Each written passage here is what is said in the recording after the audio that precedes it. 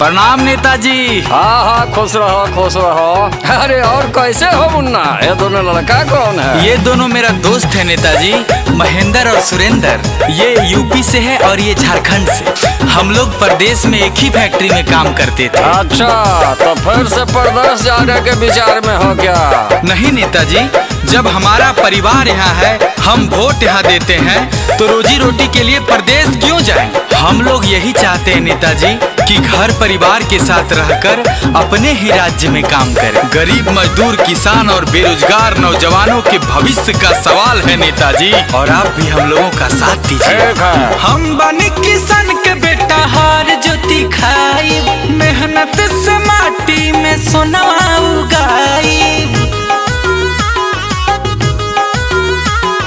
हम बनी किसान के बेटा, हार ज्योति खाई, मेहनत से माटी में सोनवा उगाई। झारखंडी भाई, बिहारी भाई, अब ना जाइब परदेसवा कमाए। यूपी भाई, अब ना जाइब परदेसवा कमाए। बीबी बच्चा संगे जिंदगी बिताई, माई बाबूजी के गुड़बो दबाइब। यूपी भाई, बिहारी भाई, अब ना जाइब परदेसवा कमाए। झारखंडी भाई, अब ना जाइब परदेसवा कमाए। झारखंड यूपी बिहार, झारखंड यूपी बिहार, नून रोटी खाएंगे, नून रोटी खाएंगे।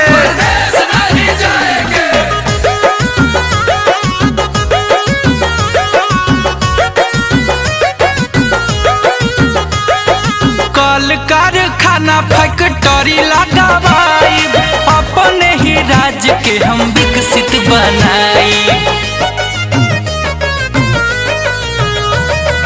कल कारखाना फैक्ट्री लगावाई, अपने ही राज्य के हम विकसित बनाई।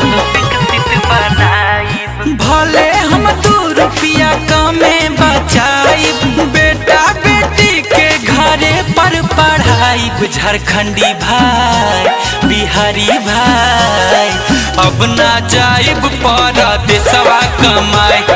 यूपी भाई, अब ना जाइब परदेसवा कमाए।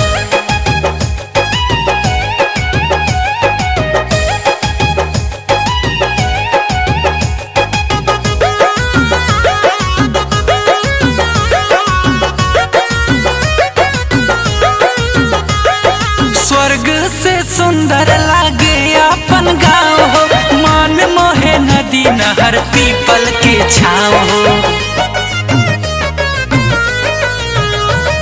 स्वर्ग से सुंदर लागे अपन गाँव हो, मान मोहे नदी नहर पीपरा के छाँव हो। चाचा भैया सबके हम समझाई, गुंजन अमन साथे हाथ हम बटाइब। झारखंडी भाई, बिहारी भाई, अब ना जाइब परदेसवा कमाए। यूपी भाई, अब ना जाइब परदेसवा कमाए।